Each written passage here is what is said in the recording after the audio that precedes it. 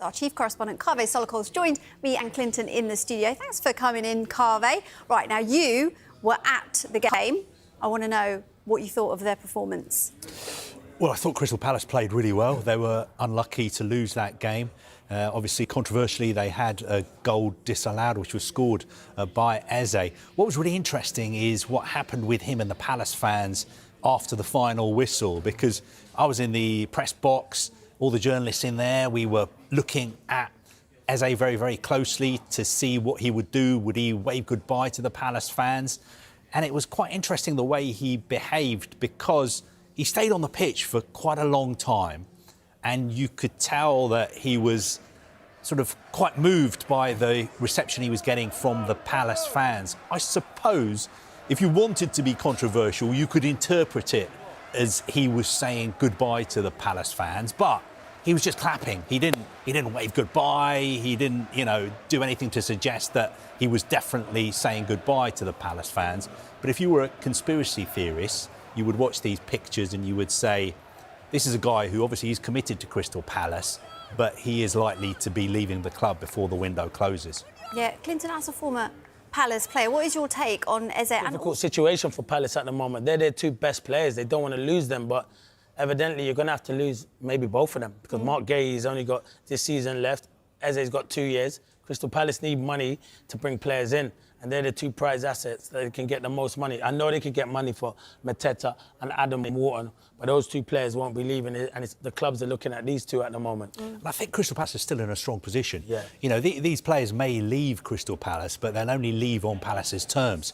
And especially when it comes to Eze, they're not going to let him go unless they've lined up a replacement. And everybody knows that you've got all this money and then you start trying to sign a replacement. It's much better to do it the right way, to line up the replacement first before you sell a player. But I think it'd be a great shame if Eze and Mark Gay were to leave Crystal Palace, because, they're legendary figures at the club now. Winning the FA Cup, winning the Community Shield as well. But unfortunately, football is a business as well as a sport. I'm sure Clinton knows, how you were treated and how you sometimes behaved as well when it came to transfers. No, of course it is. It's business. It's business at the end of the day. And you know what? Everyone at Palace knows that these two players deserve to be playing Champions League football, and everyone wants to win trophies. You can't take that away from that.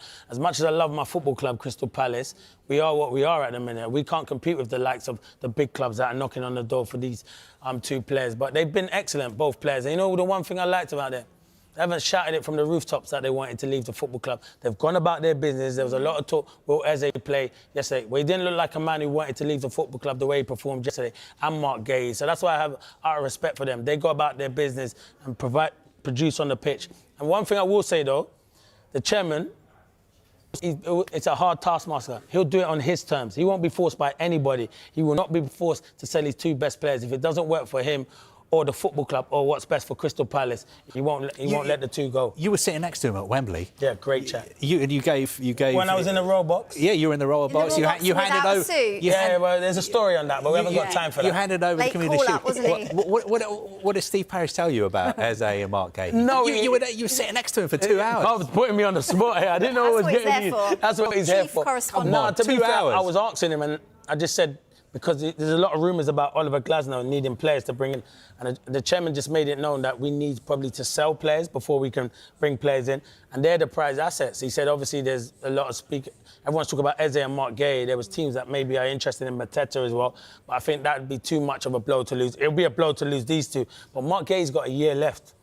At the end of the day, Mark can just say to him, I don't want to leave and I'll stay for the whole year and play for Palace.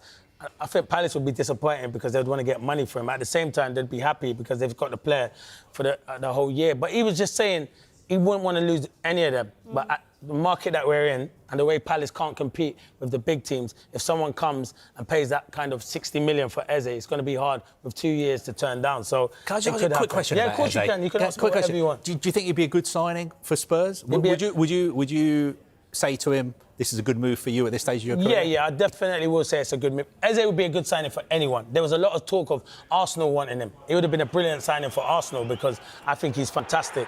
But yeah, he'll improve Tottenham without a shadow. On the latest edition of the Premier League show, Kaveh Solhekol and Clinton Morrison weighed in on the uncertain future of Crystal Palace star Eberechi Eze. With the transfer window heating up, both pundits highlighted the growing interest from top Premier League clubs and the key role Eze could play if a big move materializes. They stressed that his talent and consistency make him one of the most sought-after creative midfielders in England right now. The discussion also touched on how Palace will handle the mounting pressure to keep hold of their prized asset. While fans are eager to see Eze continue shining at Selhurst Park, speculation linking him to clubs like Arsenal and Tottenham refuses to go away. Solhekol and Morrison suggested that the next few weeks could be decisive, as the countdown to deadline day leaves little room for hesitation in what could be one of the biggest transfer stories of the summer.